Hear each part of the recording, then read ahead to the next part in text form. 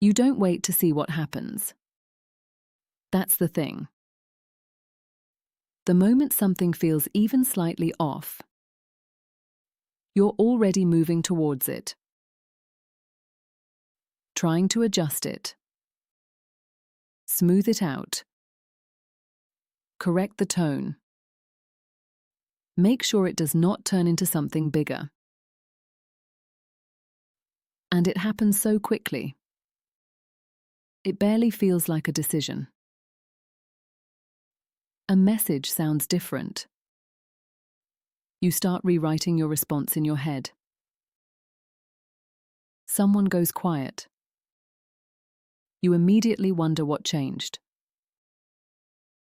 Something at work is unclear.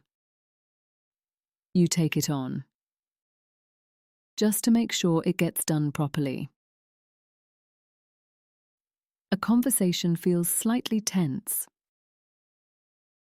You start thinking about how to make it easier,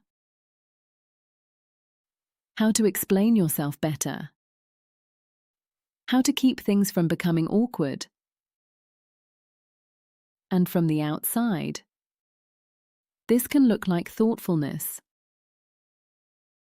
like emotional intelligence, like being proactive,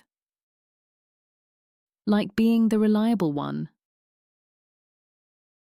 But on the inside, it does not feel calm.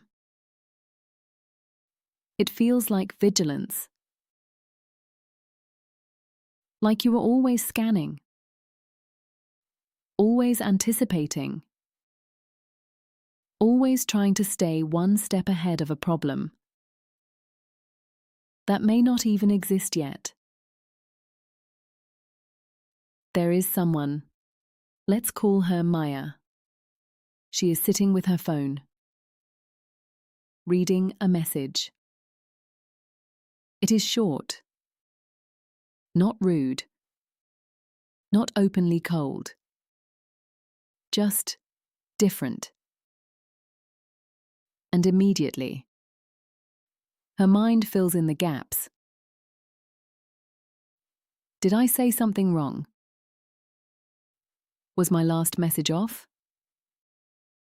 Should I explain myself? Maybe I should fix this now before it becomes weird.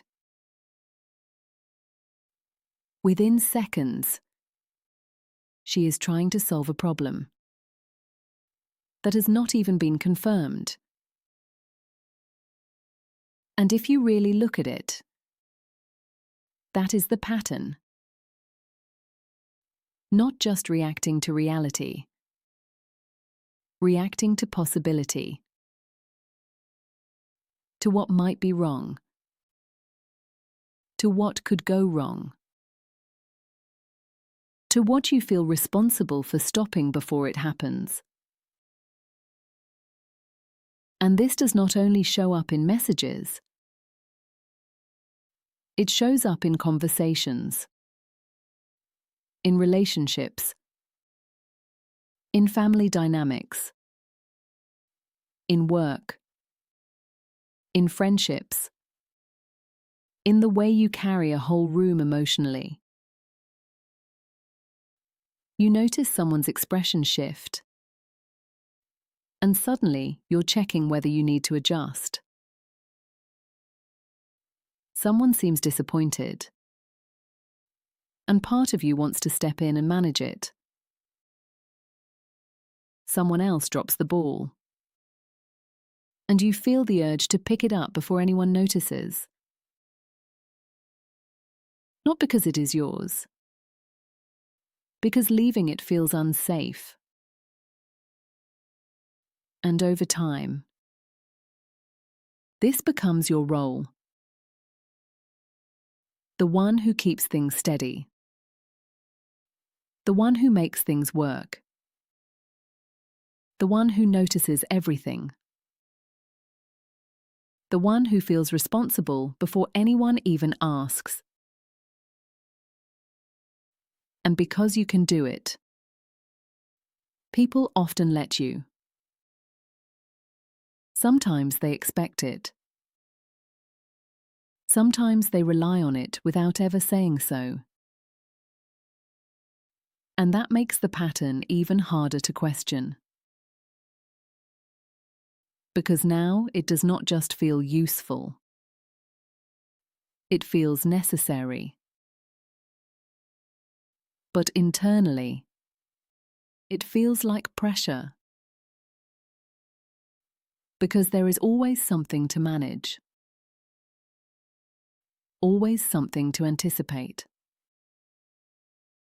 Always some emotional or practical loose end. That might become yours if you do not stay on top of it. And here is the part most people never stop to question. Where did this come from? At some point, you learned that it was safer to step in early than to deal with the consequences later. Maybe it kept the peace. Maybe it reduced tension. Maybe it gave you a sense of control in situations that otherwise felt unpredictable. Maybe being the one who noticed everything became the way you stayed emotionally prepared.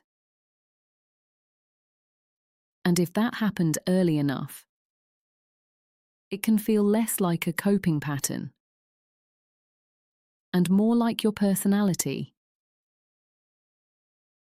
Like, this is just who I am. The responsible one. The thoughtful one. The one who keeps things from falling apart. But now, it is costing you something. Because you are not just responding to life anymore. You are trying to stay ahead of it. Trying to prevent discomfort before it arrives. Trying to reduce tension before it is even real. Trying to make sure no one has to feel anything difficult. If you can carry it first. And that creates a very specific kind of exhaustion. Because it means you can never fully relax. Not really. You can sit down. But part of you stays alert. You can rest. But part of you is still scanning. You can be quiet. But part of you is still managing the room in your head. That is why it feels so tiring.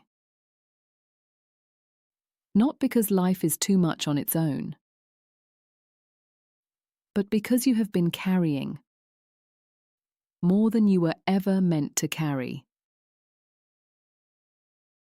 Other people's moods, other people's reactions, other people's responsibilities, other people's unfinished emotional work. And over time, that can make life feel like something you have to constantly manage, rather than something you are allowed to simply live inside. So here is where the shift begins. The next time you feel that urge, to step in, to fix, to correct, to smooth, pause. Not to stop caring. Not to become cold. Just to see more clearly. And ask yourself, is this actually mine to fix? That question matters more than it seems. Because it interrupts the automatic role. It gives you a second to separate care from responsibility.